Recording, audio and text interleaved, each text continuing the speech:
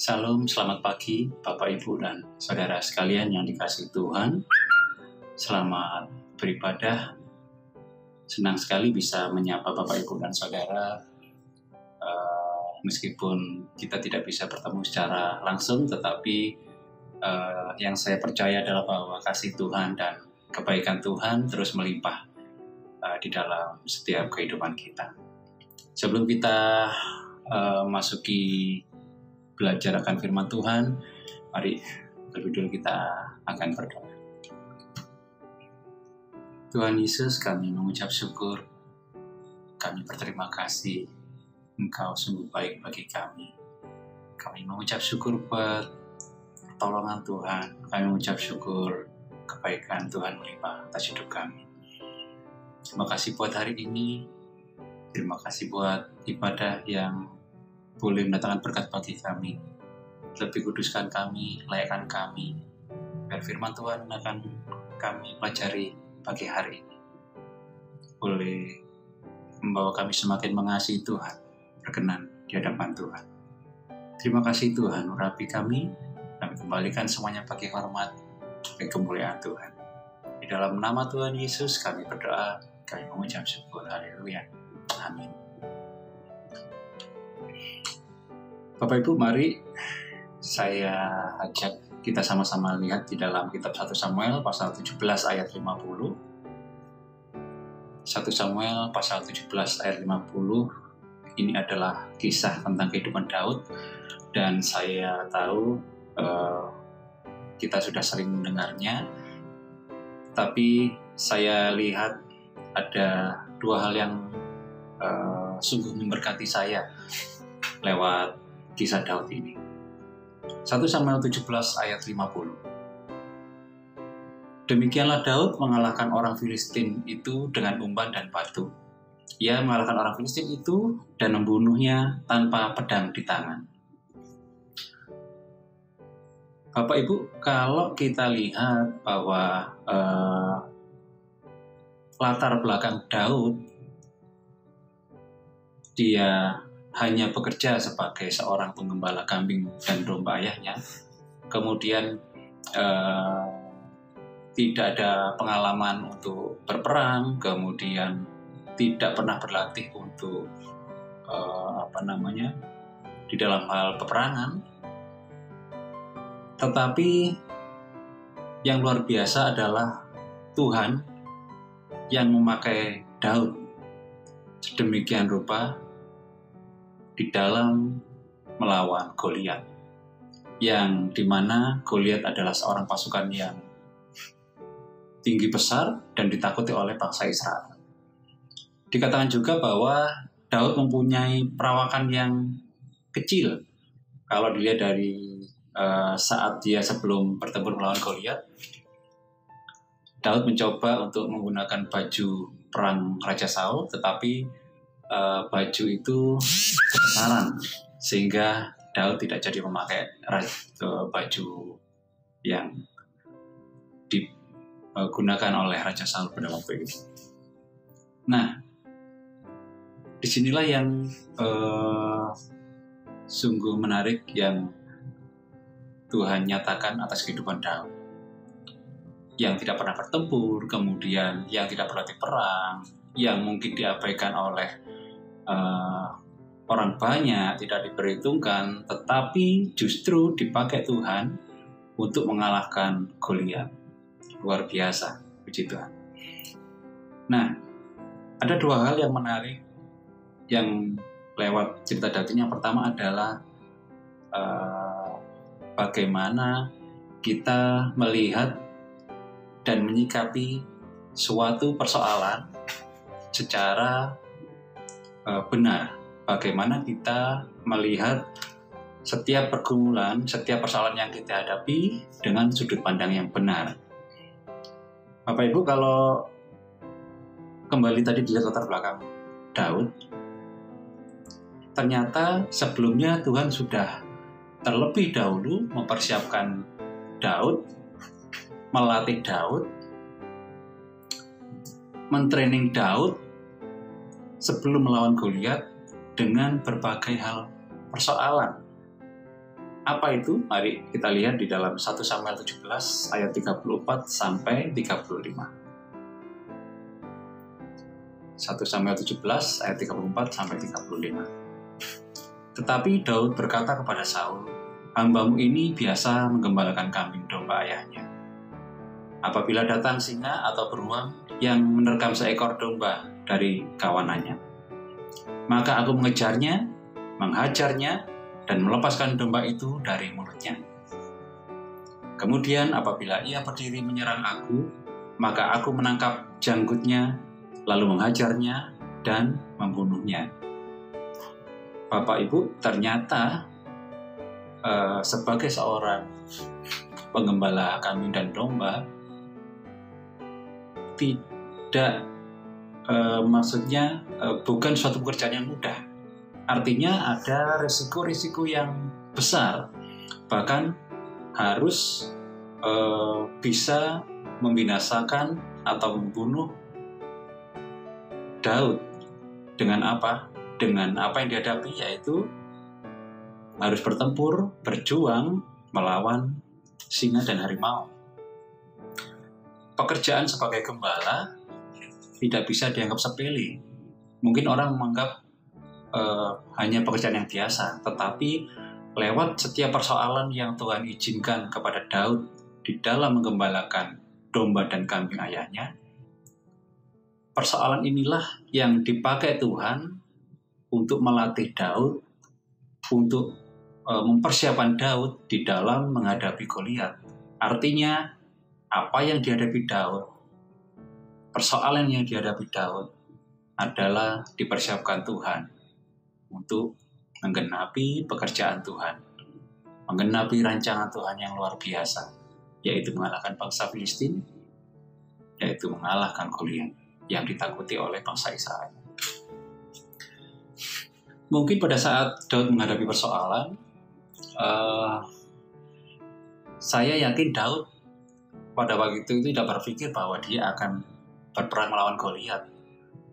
Saya juga yakin bahwa yang dipikirkan Daud adalah bagaimana dia bisa menjaga kambing dan domba ayahnya dengan baik, dan bagaimana dia bisa menyelamatkan kambing dombanya yang diserang harimau dan beruang, atau mungkin bahkan juga serigala dan lain sebagainya, atau mungkin ada bahaya-bahaya lain yang harus dihadapi Daud di dalam mengembalakan kambing dombanya.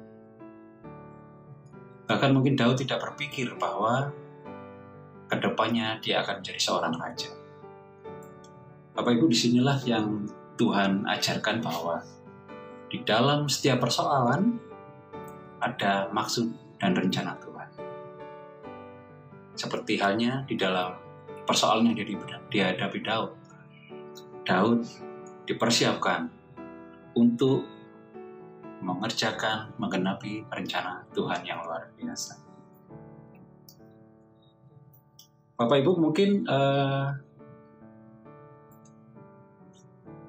seperti halnya bahwa setiap kita ada beruang atau singa-singa yang harus kita hadapi sepanjang hari, sepanjang proses kehidupan kita. Mungkin ada hal-hal yang menurut kita berat. Ada hal-hal yang mengapa persoalan ini harus saya hadapi dan lain sebagainya. Yang itu menjadikan beban berat bagi kita. Tetapi lewat apa yang sudah Daud alami, bahwa setiap persoalan yang diizinkan Tuhan, itu ada maksud Tuhan dan rencana Tuhan untuk mendatangkan kebaikan bagi kita. Bukan hanya kita, tetapi berkat bagi banyak orang. Menggenapi rencana Tuhan, melakukan pekerjaan Tuhan yang luar biasa, menyatakan kemuliaan Tuhan bagi bangsa-bangsa. Bapak Ibu, setiap persoalan yang dihadapi, atau mungkin banyak orang yang melihat bahwa persoalan adalah sesuatu hal yang tidak baik. Ketika kita mengalami hal yang buruk, hal yang tidak baik, hal yang tidak enak, orang mungkin di luar Tuhan banyak mengatakan bahwa aduh, ini adalah kutuk, ini adalah kecelakaan, ini adalah musibah, ini adalah hukuman.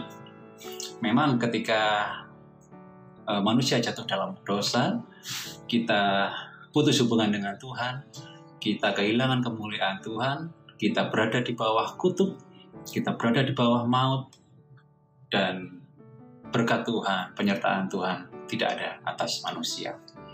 Tetapi yang luar biasa adalah ketika kita terima Tuhan Yesus Kristus, lewat pengorbanan darah Yesus, kita yang dulunya menjadi orang-orang berdosa, sekarang menjadi orang-orang yang sudah ditebus. Kita menjadi orang-orang yang dibenarkan Tuhan. Kita tidak lagi hidup di dalam kutuk, kita tidak lagi hidup di dalam hukum, kita tidak lagi hidup di dalam dosa, tetapi menjadi orang-orang benar, orang-orang yang sudah ditebus. Dan itu secara ilahi sah, resmi, bahwa kita saat ini adalah milik Tuhan. Lewat apa? Lewat darah Yesus yang sudah menjadikan meterai yang resmi bahwa kita adalah milik Tuhan. Seperti halnya saat kita membeli rumah, ada sertifikat rumah.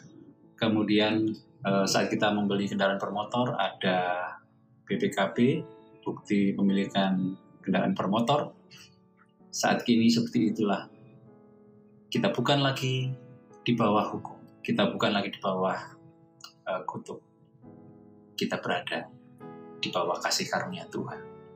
Kita berada di bawah lindungan Tuhan. Kita berada di bawah anugerah Tuhan.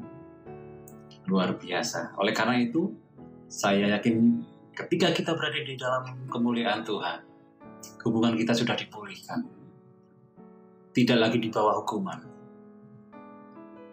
Setiap proses yang terjadi, setiap permasalahan yang terjadi atas hidup kita, setiap persoalan, seizin Tuhan adalah salah satu cara Tuhan untuk melatih kita, untuk mendidik kita, mempersiapkan kita, menggenapi, melakukan pekerjaan Tuhan yang luar biasa. Kita hidup di dalam rancangan Tuhan yang luar biasa. Bapak Ibu, persiapkan diri, apapun yang kita hadapi saat ini, percaya Tuhan akan nyatakan kemuliaan-Nya luar biasa atas kehidupan kita. Setiap persoalan, semuanya seizin Tuhan. Hidup kita di dalam kontrol Tuhan. Kalaupun itu terasa berat, seperti yang di dalam 1 Korintus pasal 10 ayat 13 disampaikan bahwa pencobaan yang kamu alami ialah pencobaan biasa yang tidak melebihi kekuatan manusia. Artinya apa? Artinya bahwa Tuhan tahu betul batas kemampuan kita. Tuhan tahu betul batas kekuatan kita di dalam menghadapi setiap masalah. Tuhan tahu persis saat kita di bawah. Tuhan tahu persis saat kita berada di atas. Tuhan tahu persis saat kita merasa menderita. Tetapi firman Tuhan 1 Korintus 10 ayat 13a tadi mengatakan bahwa pencobaan yang kita alami tidak melebihi kekuatan. Ketika kita berada di bawah, di dalam kondisi yang istilahnya mentok, sudah. Tetapi firman Tuhan mengatakan itu tidak melebihi kekuatan kita. Artinya bahwa selebihnya adalah tangan Tuhan yang akan melakukannya. Tuhan akan mengerjakan semuanya. Ada bagian yang harus kita kerjakan, ada bagian yang harus kita selesaikan.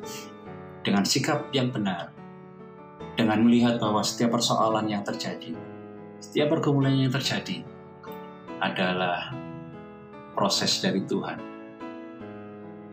untuk melatih kita, mendidik kita, memasuki, menjalankan, menggenapi rencana Tuhan yang besar. Bapak Ibu, hidup kita bukan suatu hal yang main-main. Hidup kita adalah hidup di dalam rancangan Tuhan. Rancangan ilahi yang luar biasa. Dan itu akan digenapi di dalam kehidupan kita. Selama kita hidup di dalam Tuhan, selama kita berserah kepada Tuhan, Tuhan akan menolong kita, memimpin kita di dalam menghadapi setiap persoalan. Luar biasa, Tuhan Yesus ya sungguh setia menopang kehidupan kita. Kemudian yang kedua adalah teladan yang diberikan Tuhan lewat kehidupan Daud, yaitu bahwa Daud mempunyai sikap yang menjaga hati. Daud mempunyai sikap yang benar. Ketika dia berada di atas, dia tidak membanggakan dirinya. Bahkan ketika dia berada di bawah sekalipun, dia tidak melakukan hal yang tidak benar. Bapak Ibu, mari kita juga lihat di dalam 1 Samuel pasal yang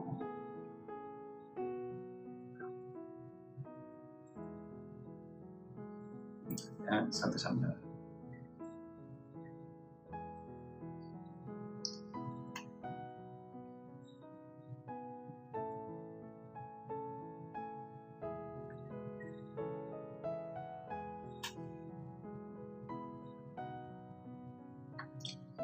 Satu Samuel pasal yang 17 ayat 37. 1 Samuel pasal 17 ayat 37. Tuhan yang telah melepaskan aku dari cakar singa dan dari cakar beruang, Dia juga akan melepaskan aku dari tangan orang Filistin itu, kata Saul kepada Daud. Pergilah, Tuhan menyertai engkau. Bapak Ibu, Daud menyadari keterbatasannya sebagai manusia. Daud menyadari kelemahannya sebagai manusia. Daud tahu bahwa segala sesuatu yang dia dapat, segala keberhasilan yang dia peroleh, kemenangan di dalam peperangan, bahkan dia diangkat menjadi raja, kehormatan, kekayaan. Daud sadar bahwa semuanya itu berasal dari Tuhan. Daud menyikapi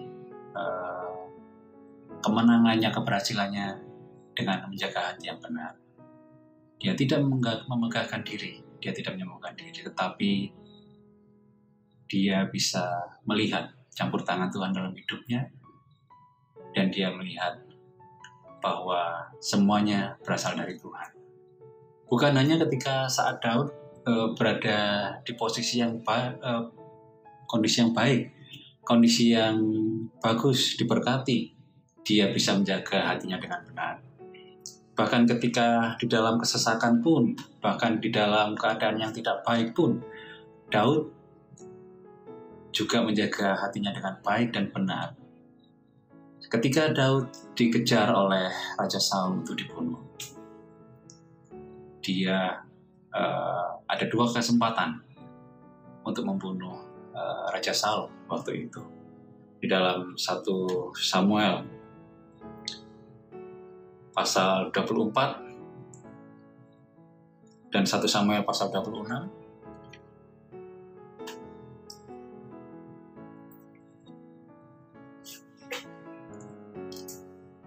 Di dalam 2 pasal tadi menceritakan kesempatan di mana Daud ada kesempatan untuk membunuh Raja Saul, tetapi Daud tidak mau melakukannya.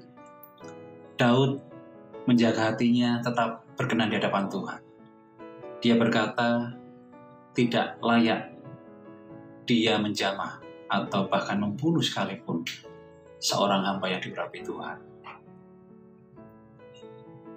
Bapak Ibu, dalam kondisi yang tidak baik, dalam kondisi yang tertekan, dalam kondisi yang mengancam jiwanya Saul, orang yang seharusnya dia bisa bunuh, dia bisa balas, supaya dia menjadi aman.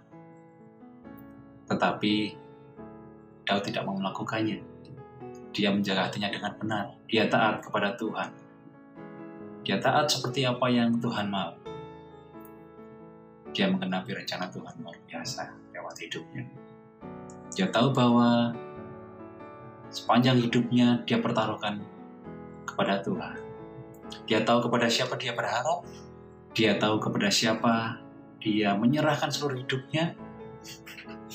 Daud tahu kepada siapa dia menyerahkan sepanjang hidupnya, masa depannya di dalam tangan Tuhan. Dia tahu, kenal betul Allah yang dia sembah, Allah yang dia percaya, Allah yang memiliki suatu kuasa yang luar biasa atas hidupnya. Dikatakan bahwa waktu itu Saul dikatakan, biarkan saja nanti Tuhan yang akan melakukan suatu hal pada Saul. Luar biasa, Daud menjaga hatinya, memberi teladan juga bagi kita. Mengingatkan kita bahwa ketika kita diberkati, ketika kita berada di atas, ketika kita berkelimpahan, ketika kita dalam keadaan baik, Daud mengingatkan bahwa semuanya yang kita punya, semuanya yang kita miliki, keberhasilan, kehormatan, kekayaan, adalah datangnya dari Tuhan. Tidak ada yang bisa kita banggakan. Bahkan ketika kita nanti mungkin suatu saat dalam kondisi yang tidak baik, kita dalam kondisi yang tidak mengenakan, Bapak Ibu tetap pandanglah kepada Tuhan. Ada rencana Tuhan di dalam setiap apa yang kita hadapi. Tetaplah pandang Tuhan, bahwa Tuhan baik, tidak pernah meninggalkan kita. Tetap pandang Tuhan. Penyertaannya luar biasa. Penyertaannya sempurna. Suatu saat nanti kita akan lihat kemuliaan Tuhan dinyatakan atas kehidupan kita. Kehidupan Bapak Ibu Saudara di dalam setiap apa yang menjadi pergumulan saat ini. Serukan kepada Tuhan. Dua hal yang bisa kita pelajari lewat pembacaan firman Tuhan hari ini. Yang pertama tadi Tuhan ingatkan kita tentang bahwa kita harus mempunyai sudut pandang yang benar, perspektif yang benar di dalam melihat setiap persoalan.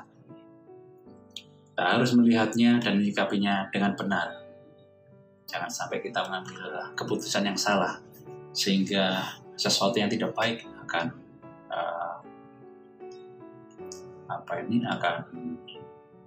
harus kita hadapi. Atau mungkin bahwa karena ketidaktaatan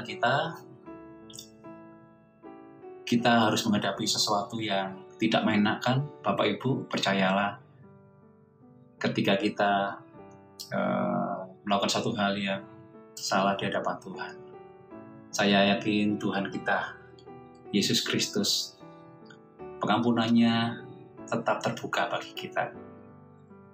Ketika kita mohon ampun, ketika kita mohon maaf, kembali ke jalan Tuhan, pertolongannya akan tetap tersedia bagi kita. Dia sungguh luar biasa. Kasihnya luar biasa. Mengasihi saudara, mengasihi Bapak Ibu, mengasihi saya. Tidak pernah meninggalkan, tidak pernah lepas penjagaannya atas kita. Yang kedua, bahwa Daud mengajarkan untuk kita menjaga hati dengan benar. Ketika kita diberkati, kita ingat bahwa segala yang ada, segala yang kita punya, semua datangnya dari Tuhan. Untuk Tuhan dan oleh Tuhan. Dan ketika kita di bawah, kita harus tetap memandang pada Tuhan. Ketika kita berada di bawah, kita tetap harus mengucap syukur bahwa rancangan Tuhan adalah rancangan untuk mendatangkan kebaikan bagi kita.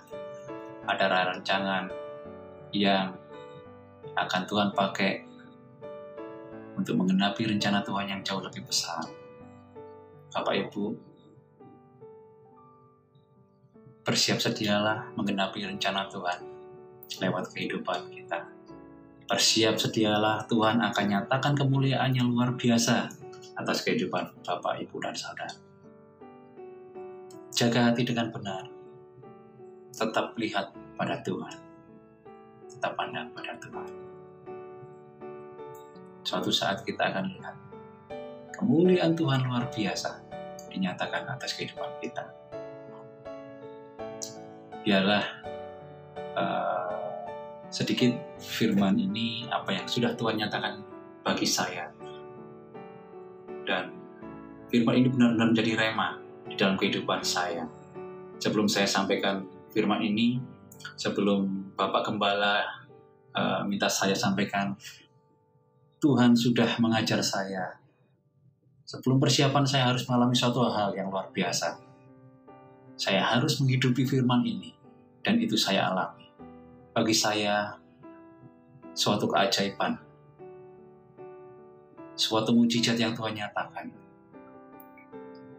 Sebelum firman ini disampaikan, supaya saya harus mengalami sendiri apa yang Tuhan sudah persiapkan, bukan hanya mengetahui secara teori, tetapi luar biasa, Tuhan nyatakan kemuliaannya, mujizatnya beberapa hari yang lalu. Dan sungguh di luar pikiran manusia, saya hanya melihat Tuhan. Terima kasih. Yesus baik, sangat baik, dan sungguh baik. Biarlah kebaikan Tuhan, anugerah Tuhan, kemuliaan Tuhan melimpah atas kehidupan Bapak, Ibu, Saudara. Jangan takut menghadapi persoalan. Kita tidak berjalan sendirian. Ada Tuhan yang sama. Ada Tuhan yang kita sembah. Ada Tuhan yang siap menolong kita. Puji Tuhan. Bila firman ini boleh jadi berkat bagi Bapak, Ibu, dan Saudara. Semua bagi hormat, bagi kemuliaan Tuhan. Amin. Mari kita akan berdoa sebelum mengakhiri persekutuan kita. Tuhan Yesus, kami mengucap syukur